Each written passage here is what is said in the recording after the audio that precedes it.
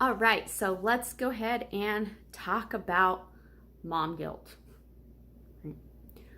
We all hate that feeling, and it happens to all of us at some point or another.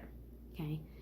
I want to talk about things that will help us not only like when those episodes happen and you're feeling mom guilt or wife guilt or, workers guilt. Not only can we do that so it doesn't happen as often, but that when we are feeling that weight, we're able to lift that weight a lot quicker. Okay, so the first thing is usually I feeling the mom guilt or workers guilt or anything like that when I just have too much on my plate and there's too many things going on in all the different aspects of my life, right? It's kind of like all of my pots are boiling over, my workers and wife and mom and schooling, and all the things are coming and all the pots are just boiling over. Okay, so that's when, for me, that's when I start to feel it, and I'm just like, instead of trying to focus on one thing, it's like you're trying to clean the house while at the same time you're trying to help your kids with their reading or the math, and at the same time you're like trying to cook dinner for your husband, and then you get an email and you're trying to check that, right? And you're just like, oh my God. So then you're almost like the jack of all trades, master of none, right? You're trying to juggle all the things, and yet all of them aren't getting the attention you deserve. And then you start to feel guilty about that. Okay. So the first thing I like to do when this is starting to happen is I like to kind of just pause and reflect and say, like, what's not working? And once I know what's not working, then I can set new expectations. Okay. Maybe it's as soon as I start doing something, as soon as I start working on the computer for my job, my kid needs help with their reading.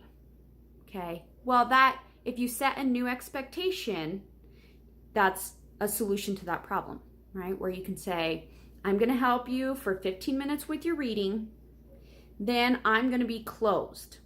Okay, that's what I tell my kids is I'm closed, right? I'm open for help or I'm closed. And that setting that new expectation, and then you can say, nope, I'm closed, and then if you give them options of something else that they can do during that time, that's setting that expectation. Or maybe it's setting the expectation with your spouse that, you need him or her to cook dinner and you'll do the dishes. Okay. And then that just becomes a new expectation or a new habit or a new routine. That's what I mean by like a new expectation. Okay. Or maybe it's setting yourself a new expectation for work that you're only going to check your emails at 8 a.m. and 3 o'clock. And then you turn off all the notifications on your phone and your computer and all that so that you're not even like getting those. Right. And we've kind of trained our brains in the workplace that like if we get an email, we have to respond immediately. And that's actually not true. And it's not what email was designed for, right? Is to that immediate response, right? Most people are understanding if you, respond within that day or the next day, or at least, in a positive working environment. Okay, the next thing is, I love this one.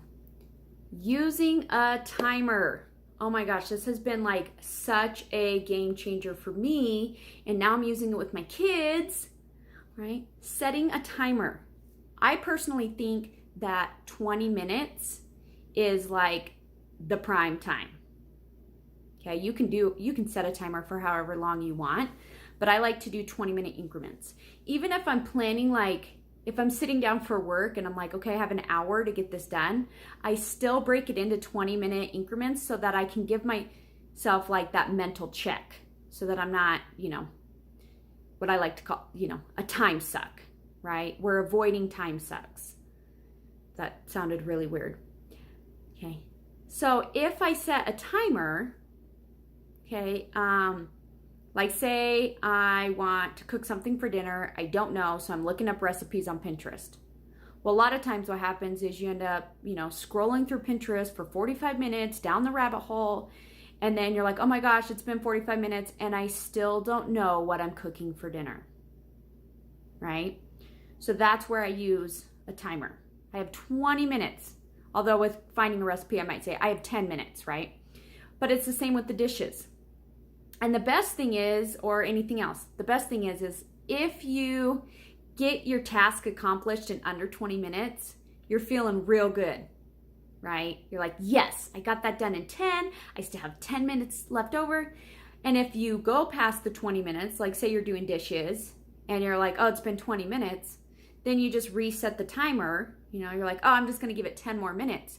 But knowing, our brains subconsciously, knowing that we're on kind of that time limit, it helps us like key into the task at hand. And that's the important part, so that we're avoiding doing all of these multitasks, right? And then our other pots are boiling over, or all the pots, because we're just trying to do all. Whereas if you're like 20 minutes in this area, 20 minutes in this area, 20 minutes in this area, 20 minutes in this area, right? So I love that one. And like I said, I've been using that one with my kids. You're going to clean your room for, 20, I don't do as big increments, 5 minutes, right? Brush your teeth for 2 minutes, okay? Things like that. All right, I have 2 more to talk about. I actually have more tips for overcoming the mom guilt or moving past it. But I don't want to keep you here all day on this video. So if you are looking for those other tips, you can just find them in the description and go ahead and click on the link and I will get those to you. But I'm going to go over 2 more right now. So the next one is to just acknowledge you're doing the best you can. Okay? Sometimes we just need to take a step back and realize that we're only human, right? Give yourself some grace. Yes, I'm feeling overwhelmed. Yes, I'm stressed, but am I doing the best I can? Right? And the nice thing about that is if the answer is yes, you're like, okay, I'm doing the best I can. That's all I can do. And if the answer is no, then that gives you something to work with as well. Because you could be like, actually, you know what? I realized that maybe this actually happened to me last week. I realized that I'm not doing the best I can in this area. So what can I do to change it, right? And that's when those new expectations come in, the timer comes in, and then you can go to those other strategies. I also think about, like, when I think about doing my best, I go back to my why. If I'm feeling guilty because I have to leave for work or I have to be on the computer all day, so I'm not getting to spend the time with my kids that I would like to spend with them, I'm like, well, why am I going to work? Why am I on the computer all day? Well, because I'm getting paid. Well, why is it important that I'm getting paid? Well, so that I can, pay my mortgage, buy groceries, right? Have running water. Okay, why is that important?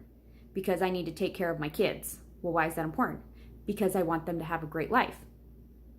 Okay, why is that important? Because I love them, right? Things like that. And then next time you're like away from your kids, it's like, yes, I don't get to spend time with you, but I know that what I'm doing is still providing you a great life. Right? And then just another tip you can, this just came to me with that, is you can think about like 10 years from now, like in 10 years from now, are they going to remember this one day that I had to be on the computer all day? Or are they going to remember all of these times that I got to spend with them, right? Or all of the things I was able to provide for them because I was working, okay? Or what are they learning from me about going to work? Oh, they're learning perseverance, things like that. So going back into that why and acknowledging like, hey, I'm doing the best I can. And that's what I would expect from my kids, right? And the last thing I'm going to talk about right now is the biggest one for me and the hardest one for me. And I'm working on it, but it is asking for help. I've never been good at this, but I'm working on it. I know it's one of my weaknesses.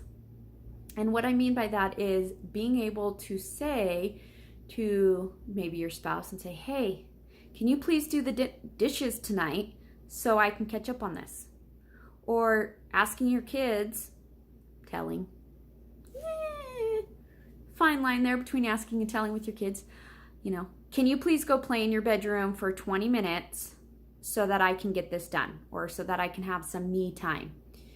Okay. Or even asking like a coworker, like, hey, can you help me with this project so that, or can you help me find this, or, can you help me? And then just know that you're going to reciprocate it somehow, right?